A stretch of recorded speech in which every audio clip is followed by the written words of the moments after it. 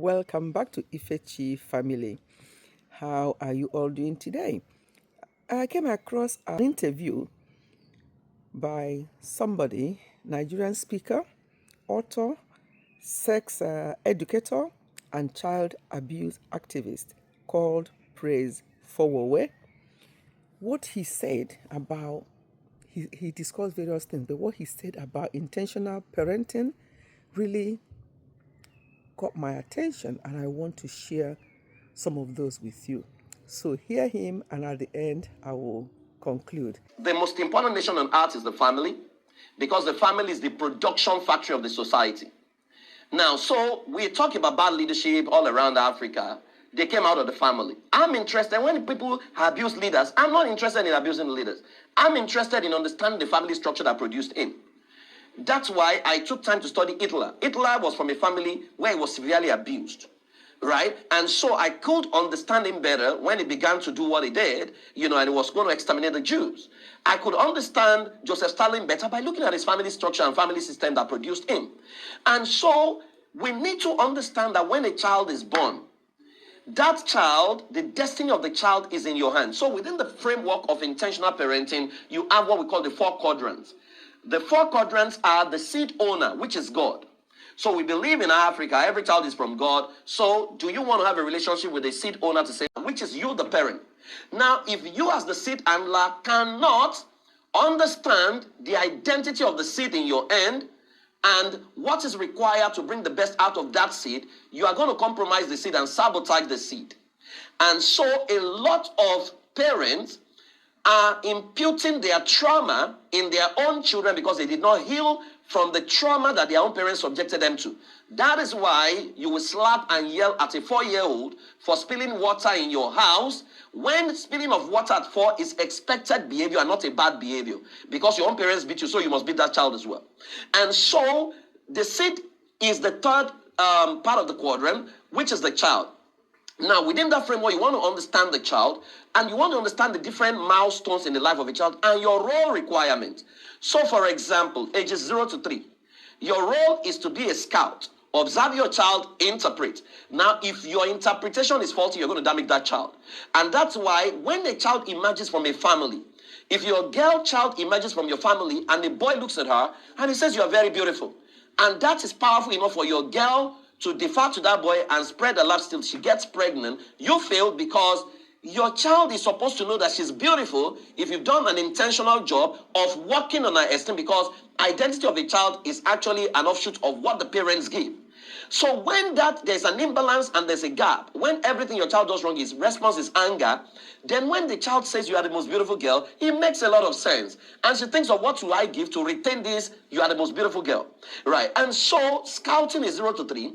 4 to 6, you need to be a model, which is where you model competence. You model, when my son was 6 years old, he looked at me, I used to have pot belly, and he said, when I grow up, my tummy will be as big as my daddy's tummy. And I found that very offensive, that this boy was not looking for my intelligence, he was looking for pot belly. And I entered the gym and I dropped 14 kg and I took off the pot belly, because what a child says within that age range determines what they aspire and they desire to do. Now from 7 to 9, you become an instructor. In intentional parents, you create your own family educational system where you create your curriculum, right? Intentional. When I was younger, my parents were not intentional. So what did our minds? Our mind was exposed to Afro-Judicial Peters. Our mind was exposed to Dada the Sexy Guy, Kotoye, Kotoru, funny movies, scary movies, that made us aspire to become Fade Yoloro or to become Abijah and things like that. Now, what have I done differently within that age range? I have created an intentional curriculum. My children are learning about people that change the world every day. One person that changed the world, and we're having that conversation, right? And so from ages 10 to 12, you are a friend. That's the age where a lot of parents lose their children, because it's a transition age where you think they can take care of themselves. But that's when you need to be their best friend. That's when you need to know their passwords. That's when you need to know their dance steps. So I do, when Twetwe was raining, I had to learn it. We do the choreography together, right? They teach me dance steps and things like that, because you want to be in their world.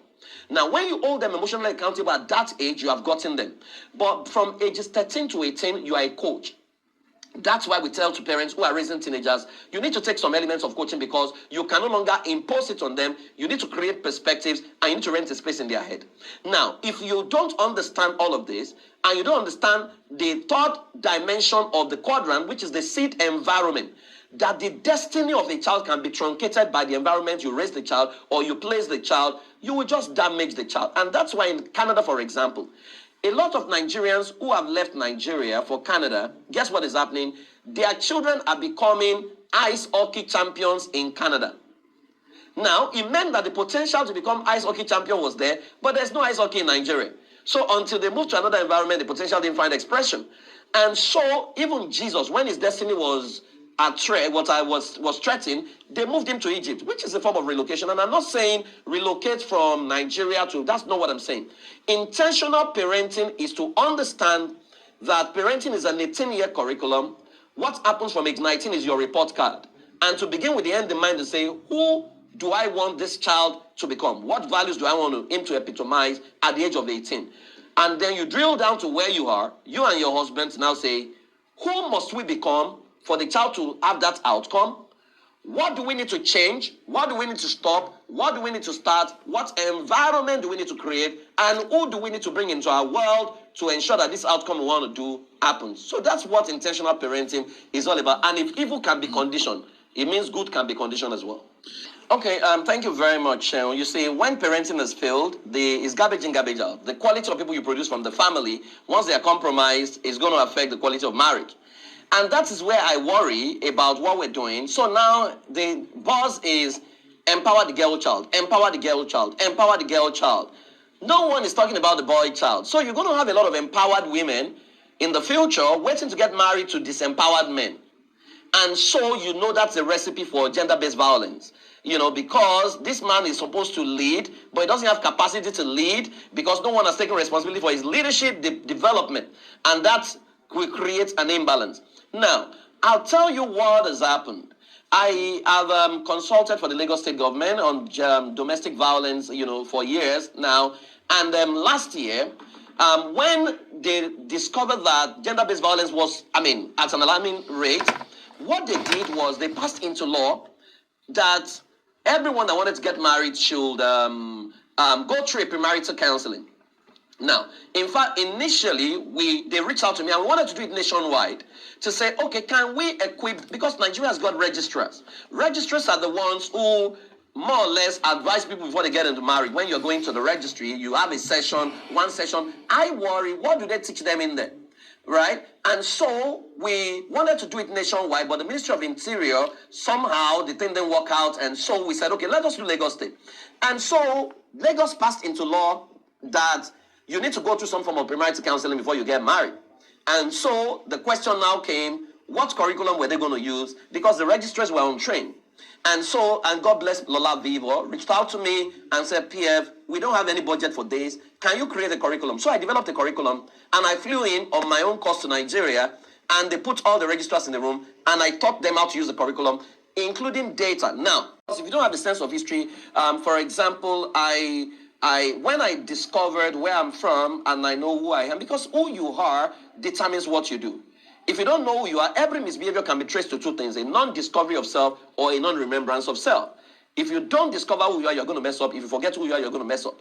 And so when I knew that I'm from Benin Kingdom, and I saw what my ancestors did, what they built. In fact, some of the things they created, the wives stole it away and put it in their museum. We are now getting some of them back.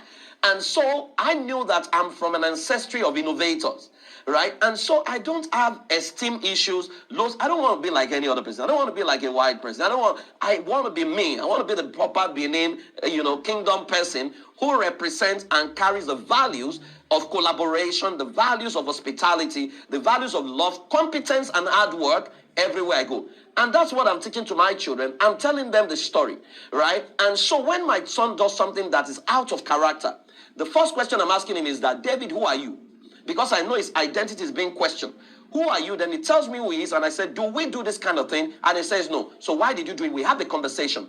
Because any change that is not self-generated cannot be self-sustained. So the moment I have that conversation with him, I know it's not going to repeat itself. So when we have a sense of identity that is built on our history, that we own, Then when someone, Yoruba people say, "Omo enyo atata ki n shiwawu," something we learned when we're children, right? That if you are a son of a man of honor, you don't misbehave. And we had it way back. We had community parenting. When I could have become a gambler, I strayed into a casino in 1984. I strayed into a casino because my friend said, "Let us go in there." And as I got in there, a man looked at me and he asked a question. "Are you not the Fawowe son?" I said, "Yes." He said, "Your father does not come to a place like this. Afira, go home." Now, what the man said in Yoruba to me was much more than, the literal translation. He literally called me a bastard. And I wept on my way home, right? And so when we don't have that sense of identity and sense of history, what you have is new lords will develop, new ancestors will develop, and they will create a new tribe of, nobody can say anything to me. That's why right now, what we used to hide to do is now content creation in Nigeria. What you will literally hide. We had some magazines growing up, Naxin, Lolly, that we have to hide to watch them. Our parents must not know we're watching them. But now, check the content on social media, right? It's knacking. It's, everybody. And that's what happens because you are no longer afraid of your parents. Do you know, Sheon, when my father was raising me, he did it in a crude way. My father trained me not to steal money. But what people get into marriage, what kind of training or coaching or classes do they go through, right? Is it not just boy meets girl? We have cars, we can fund the wedding of the year, and everybody just goes in there. Nobody listens to anybody. When the young man is misbehaving, who does it defer to?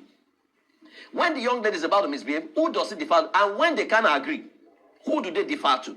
These are the things you find in the other cultures, because they still defer to their elders, and those are the things we need to bring back. Of course, when the elders too have started misbehaving and not behaving like elders, what do you expect? The younger generation are going to disrespect the older person, and then it becomes a free-for-all. And that's what we're witnessing. I'll come back. I hope you have benefited from one or two things from what he just shared. This is just amazing. I enjoyed listening to him, and I hope you've benefited. There's other aspects of parenting that he mentioned, other things he actually talked about. I'm going to discuss that in my next video because I don't want this video to be too long. So I stop this one here, and in my next video, I'm going to let you listen to the rest of the things he said. So goodbye for now and see you in my next one. God bless you.